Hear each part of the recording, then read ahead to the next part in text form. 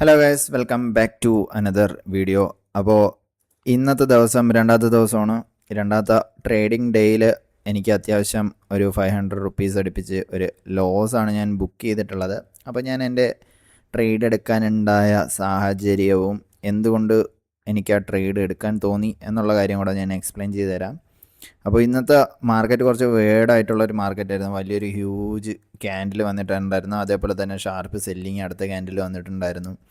അതിനുശേഷം മാർക്കറ്റ് ചെറിയൊരു റിക്കവറി പോലെ കാണിച്ചു. പിന്നെ ചെറിയൊരു പ്രോഫിറ്റ് ബുക്കിംഗ് കാണിച്ചു. അപ്പോൾ ഞാൻ കരുതിയത് ഈ ഒരു S1 ലെവലിൽ ഒരു സപ്പോർട്ട് എടുത്തിട്ട് ഈ ലെവൽ ബ്രേക്ക് ആവത്തില്ല എന്നായിരുന്നു എൻ്റെ ഒരു ഐഡിയ വന്നിട്ടുണ്ടായിരുന്നത്. ഈ ഒരു ലെവലിൽ നിന്ന് സപ്പോർട്ട് എടുത്ത് മാർക്കറ്റ് കണ്ടിന്യൂസ് മൊമെൻറ്റം തരും എന്നായിരുന്നു എൻ്റെ ഒരു എക്സ്പെക്റ്റേഷൻ. അങ്ങനത്തെ ഒരു രീതിയിലായിരുന്നു ഞാൻ ട്രേഡ് എടുത്തിട്ടുണ്ടായിരുന്നത്.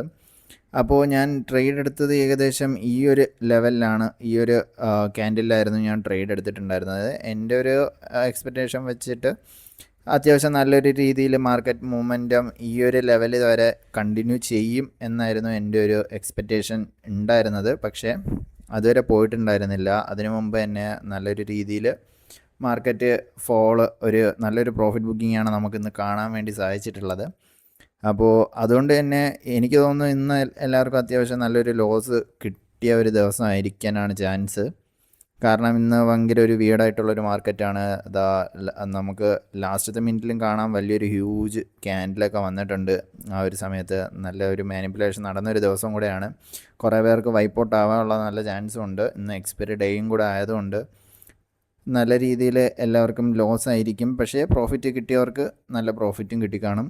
എന്തായാലും എനിക്കിന്ന് ലോസാണ് കിട്ടിയത്. പക്ഷേ ഞാൻ പറഞ്ഞ പോലെ തന്നെ 500 റുപ്പീസിൻ്റെ ലോസ് ലിമിറ്റിൽ തന്നെ ഞാൻ എക്സിറ്റ് ആയിട്ടുണ്ടായിരുന്നു. പിന്നെ ഞാൻ ഇവിടെ ഒരു ഓപ്പർച്യൂണിറ്റി കണ്ടു. ബട്ട് സ്റ്റിൽ 1 ഡേ 1 ട്രേഡ് എന്നുള്ളൊരു റൂള് ഞാൻ വെച്ചിട്ടുള്ളതുകൊണ്ട് ഞാൻ ട്രേഡ് എടുത്തില്ല. ഇവിടെ നല്ലൊരു ഓപ്പർച്യൂണിറ്റി ഞാൻ കണ്ടതായിരുന്നു. പക്ഷേ കുഴപ്പമില്ല.